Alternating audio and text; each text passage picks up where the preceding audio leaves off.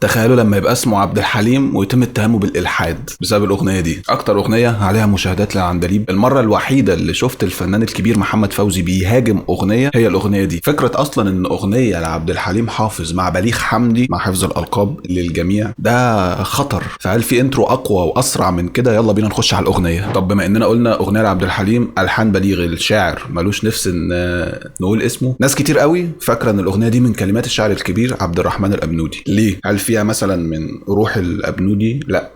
اسلوب الابنودي؟ لا. امال عشان على حزب وداد قلبي دي يبقى عبد الرحمن الابنودي. فلا، هي كلمات الشاعر صلاح ابو سالم. هو شاعر ما كانش مشهور قوي، لكن الاغنيه دي بالنسبه له كانت خبطه كبيره قوي، لان هو اللي كاتب الجمله في اخر الاغنيه بتاعت موضوع الالحاد ده. هي الاغنيه اصلا الفكره بتاعتها فكره تراثيه، في اغنيه تراثيه اسمها على حزب وداد قلبي. على حزب وداد قلبي. فبليغ حمدي وعبد الحليم حافظ طوروا الاغنيه التراثيه دي. عملوا ايه؟ طوروها ازاي؟ خدوا الجمله اللي في الاول على حزب وداد قلبي يا ابوي وانا اقول للزين سلامات، وقاموا مغيرين باقي الكلام كله وغيروا اللحن كله والمزيكا كلها. فمحمد فوزي اول ما جاله خبر بالكلام ده في برنامج قال هو كده فين التطوير في الموضوع؟ بمنتهى التلقائيه على طول، انتوا شلتوا الكلام واللحن والمزيكا، كنتوا شيلوا كمان الحته بتاعت على حزب وداد قلبي واعملوا اغنيه تانية وخلصونا. فبيضحكني قوي التعليق ده. قال لهم يعني انتوا ليه بتتمحكوا بالنص كده؟ وانت بتتمحك في ليه في الكلام القديم؟ لا، هو التطوير انك تغير الموتيفه. هو يقصد التطوير هنا يعني تغير حاجات معينه لاهداف معينه بطرق معينه، انما مش كل حاجه. فعنده حق. بس هنا في سؤال مهم، هو هل عبد الحليم حافظ واصحابه وبليغ وكده ادعوا انهم طوروا الاغنيه؟ هم قالوا احنا بنطور؟ ولا ممكن ده يكون شغل صحفيين هم اللي عملوا القصه دي، ويكون صناع الاغنيه الاصليين هم كل اللي عملوه اقتبسوا بس جمله وعملوا منها اغنيه جديده وما قالوش احنا بنطور؟ يعني ممكن يكون في ناس بتحاسبهم على حاجه هم ما قالوش انهم عملوها اصلا. الاغنيه بتبدا بجمله ما بقبلهاش، هو مقام اسمه صبا زمزمه، مقام زي الصبا كده، في فرق حرف ما بينهم، عشان كده مش بحب الجمله، مش بحب الصبا بشكل عام. المود بتاعه الحزن ده بيكئب، مش من نوعي المفضل يعني اللي هي دي. فببدا استمتع لما عبد الحليم حافظ بيخش على حسبي وداد قلبي راح اقول للزين سلامات، هقول للزين سلامات، هسلم عليه، ومعناها يعني ده اللي قاله عبد الحليم على حزب وداد قلبي، يعني على قد حبي وودي هسلم عليك، هقول للزين سلامات على قدر ما يودك قلبي انا بسلم.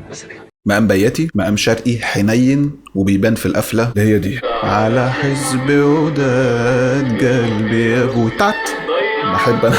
وفي افكار بليغ حمدي بقى ان هو مثلا عبد الحليم بيقفل بيقول على حزب وداد قلبي يا ابويا، فالقرآن بيقوم قايل على حزب بيعيدها وداد قلبي يا ابويا، وبيكمل بقى وبيعلى راح اقول للزين جمله لحنيه جديده. واللي بقى عايز يلاحظ قوي بقى تفاصيل، بنلاقي الكورال رجاله الاول بيخشوا، بعد كده في بنات بيظهروا ما تعرفش منين.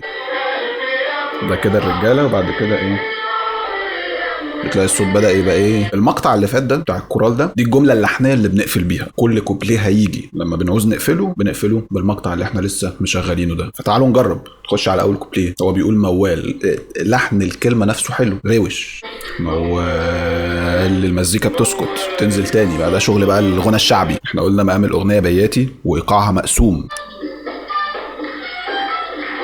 الايقاع وانا صابر على المقسوم بيلفت نظري بقى في الكوبليه الاولاني ده، وانا صابر على المقسوم، يعني انت حلو اهو تصبر على المقسوم، لان الكلام بعد كده هيختلف وهتهرب مننا كمان شويه، هتهرب وهتهب، شيل الره من هتهرب. وفي بقى الناس اللي بتحب ربط التفاصيل ببعض، مثلا بيقول انا صابر على المقسوم والايقاع اللي شغال مقسوم، يعني ماشي. وبليغ لازم يوصل في الاخر للحته البياتي اللي بنقفل بيها كل كوبليه، انه اخدك من الحته الكورد وانا صابر على المقسوم لحد ما نوصل على حزب وداد قلبي يا ابويا. نخش على الكوبليه التاني بقى اللي هو الشعبي على اصوله، يلا نرقص هنسميه كده. من اكتر الحاجات الملفتة للانتباه اللي بليغ حمدي عملها في بداية الكوبليه ده هو ان اول ما المزيكا بتبدأ الناس بتسقف، يعني قدرته على التحكم في ردود افعال الجمهور خلت ان دخلة المزيكا بالنسبة له هو مخليها داخلة الناس متوقعة اللي جاي، فسقفت وانبسطت.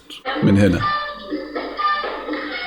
الايقاع بيعلى والمزيكا بتشخلع الدنيا، وخلاص 3 ثواني بتلاقي الناس بدأت تسقف على حزب الريح ما ترى.